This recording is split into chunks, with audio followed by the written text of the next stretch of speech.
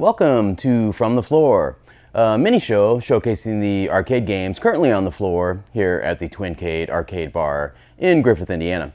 Today we're going to take a look at Frogger, developed by Konami and distributed by Sega Gremlin in 1981 for the arcades.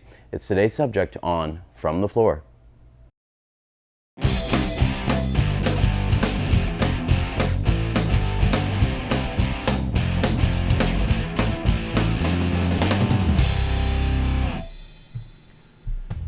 My Frogger shows some signs of wear, and I love that.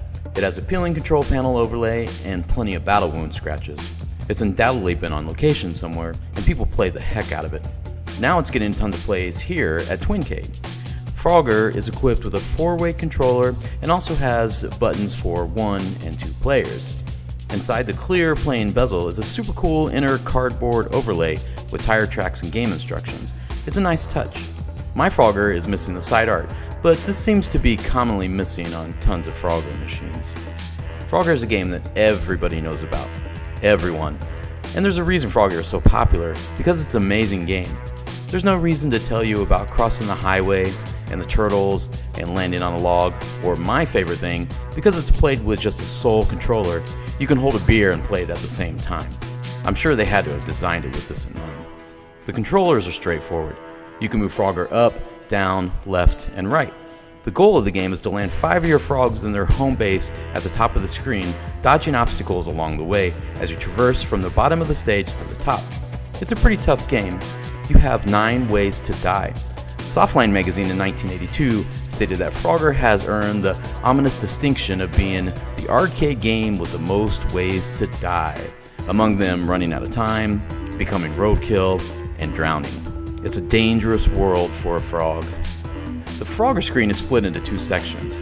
The bottom is the highway where you dodge cars and semis, and the top is the river where you jump across on logs and turtles while navigating obstacles. Separating these 2 areas is a safe zone where your frog can take a breather. But you need to be quick, as time is points, and the faster you complete each stage, the more you earn. You can also pick up bugs and escort a lady frog to safety for extra bonus points. To advance to the next stage in Frogger, you need to land 5 frogs in their homes at the top of the screen.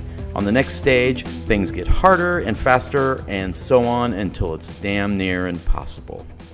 Frogger was not only a huge hit in the arcades, it also had amazing success in the home console market, being ported to all major consoles such as Commodore 64 and the Atari 2600. I know that this is going to be a little cliche, but I think my first experience with Frogger was in the season 9 episode of Seinfeld. You know, the one where George and Jerry revisit their college hangout, this pizzeria, because it's going out of business, and George realizes that he's still the high score on the Frogger machine sitting in the corner of the room. Which is odd to me, because Frogger doesn't save your initials on the high score table. At any rate, he buys the machine from the pizza shop owner, and it meets its doom as he's trying to cross a busy New York street with it. I must have been in high school at the time, because I remember hunting down a floppy disk so that I could play it on the PC. I didn't like it at first. Embarrassingly, for some reason, I remember always trying to land the frog on the grassy section at the top of the screen, thinking that if I went into the water, it was sudden death, like anywhere else on the level. And after a few attempts, I just kind of gave up on it and left it, thinking it was absolutely stupid.